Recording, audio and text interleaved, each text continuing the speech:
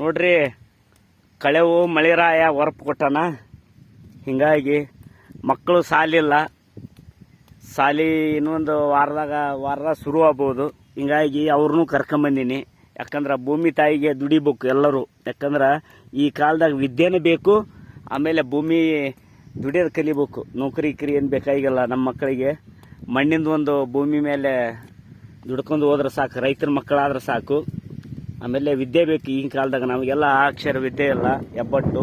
ಹಿಂಗಾಗಿ ಮತ್ತೆ ಯಾರ ಕಮೆಂಟ್ ಮಾಡಿರಿ, ಹೊಲ ನಮಗೊಂದು ಇಟ್ಕೊಡಪ್ಪ ಅಂತ. ನಮ್ಮದು ಹೊಲ ಅಲ್ಲ, ನಾವು ಏನು ಕೂರಂಗ ಮಾಡಿವ್ರಿ. ಅವ್ರಿಗೆ ಅರ್ಧ ನಮ್ಗೆ ಅರ್ಧ. ಹಿಂಗಾಗಿ ಹತ್ತಿ ಪ್ಲಾಟ್ ಹಾಕಿವಿ. ಮಣ್ಣಾಗ ದುಡಿಯೋದೇ ನಮ್ಮ ಭಾಗ್ಯ. ಮಣ್ಣಾಗ ದುಡಿಯೋದು ನಮ್ಮ ಭಾಗ್ಯ. ಹಿಂಗಾಗಿ ನಾವು ಖಾಲಿಯಾದಾಗೆಲ್ಲ ಮಣ್ಣಿನ ಮಗ ಆಗಿ ದುಡಿಬೇಕನ್ನೋ ಭಾಳ ಆಸೆ ಐತಿ. ಹಿಂಗಾಗಿ ನಾನು ಮಣ್ಣಿನ ಮಗ ಆಗ್ಬೇಕನ್ನೋದು. ಈಗ ನಮ್ಮ ಕರಿ ಚಿಚ್ಚಿಲ್ಲ, ಪದ್ಮಾರ ಆಗೋದಲ್ಲ, ಅವ್ರ ಮನೆಯಾಗ ಕಾಯ್ಕೊಂತ ಕುಂದಿರ್ತಿದ್ವಿ. ಅವರು ಬಿಟ್ಟು ಹೋಗ್ಬಿಟ್ರು. ಹಿಂಗಾಗಿ ಈಗ ಭೂಮಿ ತಾಯಿ ಅವ್ರು ಹೋಗಿನ ಮೇಲೆ ಭೂಮಿ ತಾಯಿ ಕೊಟ್ಟರು. ಭೂಮಿ ತಾಯಿ ದುಡಿಯೋದೇ ನನ್ನ ಭಾಗ್ಯ. ಅದಕ್ಕೆ ಮಣ್ಣಿನ ಮಗ ಹಾಕೋದು ನನ್ನ ಭಾಗ್ಯ. ಅದಕ್ಕೆ ಪ್ರತಿಯೊಬ್ಬರು ಹೊಲ್ದಾಗ ದುಡಿಬೇಕ್ರಿ. ಯಾಕಂದ್ರೆ ಆ ಗಾಳಿ, ಹವಾಮಾನ, ಬಿಸಿಲು ಎಲ್ಲ ಪಡ್ಕಂದ್ರೆ ಯಾವ ಮನುಷ್ಯನಿಗೆ ಏನು ರೋಗಗಳು ಯಾವುದೇ ಇರಲ್ಲ.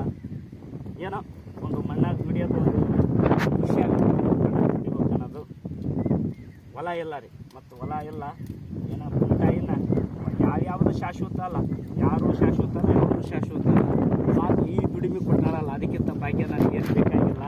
ಏನ್ರಿ, ನನ್ನ ಆಸೆ ಎರಡು. ಒಂದು ಸಾಧಕ ಅಂದ್ರೇನು, ಒಂದು ಕಲಾವಿದ ಖುಷಿ, ಒಂದು ಮಣ್ಣಾಗದ್ದು ಭೂಮಿ ತಾಯಿಗೆ ದುಡಿಬೇಕನ್ನೋದು ಒಂದು ಭಾಳ ಆಸೆ. ಹೀಗಾಗಿ ನಮ್ಮ ಬಸವಣ್ಣ ಆಶೀರ್ವಾದದಿಂದ ನನಗೆ ದುಡಿಯೋಕ್ಕೆ ಒಂದು ಶಕ್ತಿ ಕೊಟ್ಟಾನ. ಸಾಕು, ಇನ್ನೇನು ಬೇಕು.